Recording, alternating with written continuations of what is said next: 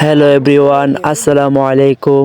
গতকালকে রাত্রে আমরা সকল বন্ধুরা মিলে বোনা খিচুড়ি রান্না করলাম। তো এটি আমি আপনাদেরকে দেখাচ্ছি। প্রথমত দেখুন, আমরা কিন্তু ডেস্কিটা চোয়ালের উপর বসালাম, একটা মাটির উপরে ইট দিয়ে চোয়ালাটা কিন্তু করা। অবশ্যই কিন্তু আপনারা দেখতেছেন যে মাংসটি কি সুন্দর করে বোনা করলাম। তো 4 কেজি গরুর মাংসের সাথে হচ্ছে 5 কেজি হচ্ছে আতপ চাউল দিয়ে কিন্তু আমরা হচ্ছে মূলত খিচুড়িটি রান্না করলাম। প্রায় আমরা হচ্ছে কয়েকদিন যাবৎ ধরে কিন্তু আমরা আমাদের যে ভাই বন্ধু যারা আছেন সবাই নিয়ে কিন্তু এই জিনিসটা কিন্তু আমরা আলোচনা করতেছি কিভাবে করা যায়।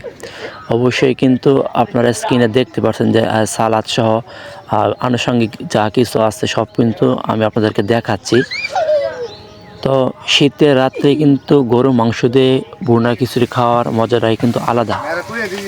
তো সব কিছু শেষ করে এখন কিন্তু আমরা প্রস্তুতি নিচ্ছি হচ্ছে ওই চাউলটুকু ছাড়ার জন্য। তো স্ক্রিনে আবারও দেখতেছেন যে গরুর মাংস একদম ভুনা করে কিন্তু রাখা আছে, আর সালাদগুলো কাটা আছে।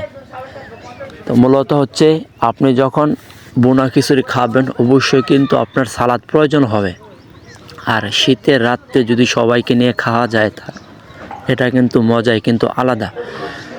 দেখতে পাচ্ছেন হচ্ছে আমাদের হচ্ছে খিচুড়ি হয়ে গেছে। আমাদের এলাকার বন্ধু বড় ভাই সকলকে নিয়ে কিন্তু আমরা প্রায় 30 থেকে 40 জনের একটা আয়োজন করেছিলাম। তো এটা আলহামদুলিল্লাহ আমরা সফল হয়েছি, সবাই মিলে খেয়েছি। তো অবশ্যই আপনারা কমেন্ট করে জানাবেন এটা কেমন হলো।